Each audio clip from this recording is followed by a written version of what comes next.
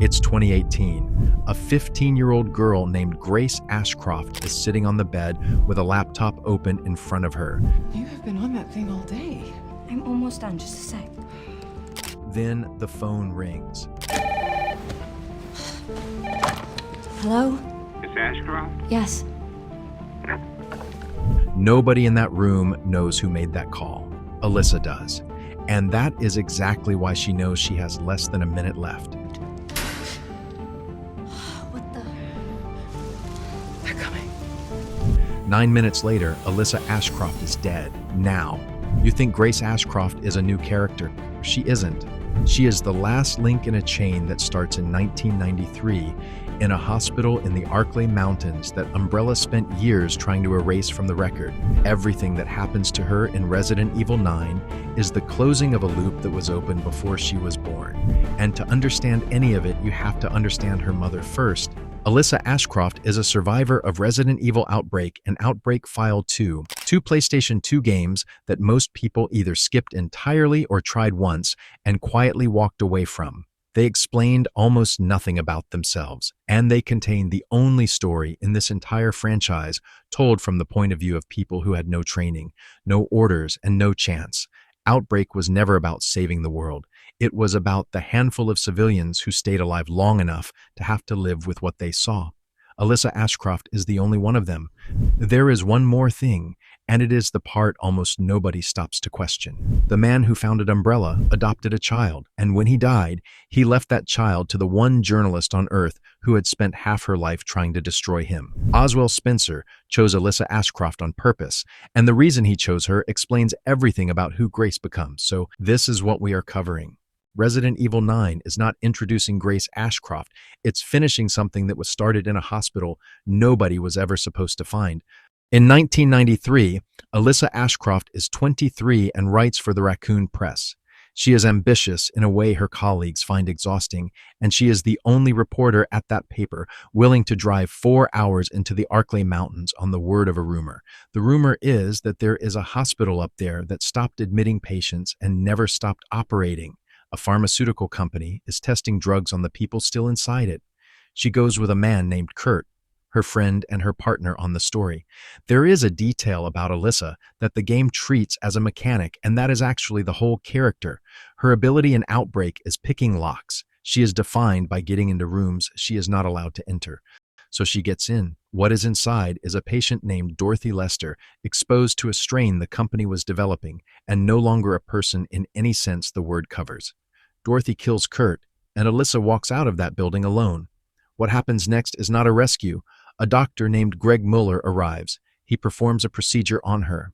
Umbrella did not kill Alyssa in 1993, and they could have. They did something more efficient. They left a witness alive who did not know she was a witness. 5 years later, the thing in that hospital got out of the hospital. Alyssa goes into an Umbrella laboratory under the streets, and she survives a hotel that burns down around her while it is full of the infected. Remember that hotel. In a mansion outside the city, Muller's work fails and her memory comes back. All of it. And she realizes that everything happening to Raccoon City had a rehearsal 5 years earlier. On October 1st, 1998, the government erases Raccoon City with a missile. Her memory came back that week, and it never left again. But what she chased for the next 8 years was not the truth about Raccoon City. She was chasing a name. It would take her 7 years, one buried article, and a request no journalist should have gotten answered, to say it out loud. She does something that by every rule of the job should have gone nowhere. She requests an interview with Oswell Spencer. He says yes because he is dying, and men who are dying do not want a journalist. They want a witness. He talks for a long time, and near the end, he says a word she has never heard. Elpis. She writes it down without understanding it and records the whole conversation onto a magneto-optical disc, which she carried on her for the rest of her life. It would take 20 years for someone to type that word into the thing it opens, and it was not going to be her, because in that same room, while her recorder was running, Oswell Spencer was holding a child.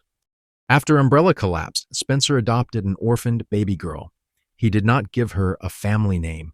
He gave her a description. He called her a blind hope. And the private name for what he had built was Elpis, Greek for hope. The same word on the disc in Alyssa's bag. There is an explanation here that suggests itself immediately. Umbrella's founder, obsessed with evolution, adopts an infant and names her after his own research. Everyone reaches the same conclusion. Test subject, experiment. That conclusion is wrong. Grace was an ordinary baby. No experiment behind her, no connection to Elpis, Alyssa asks him directly.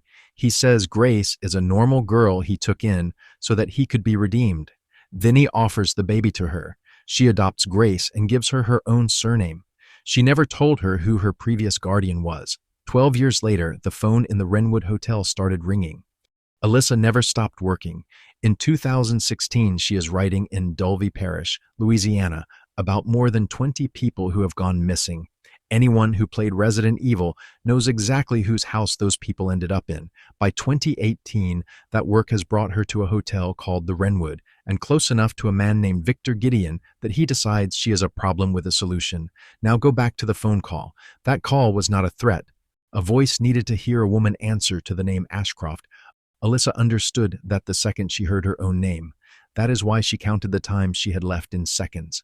And somewhere in the seconds before the end, she takes the disc she has carried for 12 years, the Spencer interview, and hides it in the hotel. Out of sight, then she dies, off camera, and her daughter hears all of it. In 1998, Alyssa survived a hotel full of the infected while it burned down around her and told a soldier she had earned it. In 2018, she died in one. In 1993, she watched a colleague torn apart by something a corporation made. In 2018, her 15-year-old daughter listened to the same thing happen to her. The cycle did not end with Raccoon City. It reset, one generation down, and blind hope stopped sounding like a blessing at exactly this point. The blind hope is the reason her mother was in that room. Trauma does not stay in the year it happened. It reorganizes the person around itself. Grace grows up with anxiety and panic attacks. In July of 2025, she joins the FBI. She did not pick the division that hunts the people who do this. She picked the division that reads the documents. That is the exact job her mother did for 20 years, without a badge and without protection. Alyssa spent a career assembling evidence nobody with authority would ever read. Her daughter took the one job in the country where reading it is the whole assignment. In 2026, that job sends her back to the Wrenwood. The building is condemned. There is a string of deaths attached to it.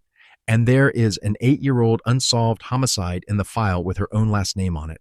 Leon Kennedy is in that hotel too. Leon moves through this story like a man doing a job he has done 100 times. Grace moves through it the way her mother did in 1998, with no training and no orders and no idea whether the next room is the last one.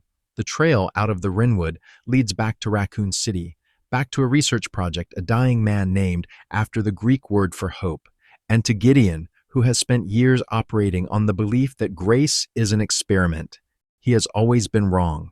Spencer told Alyssa the truth in 2006 with a recorder running, and the disc with that sentence on it sat in a condemned hotel the entire time.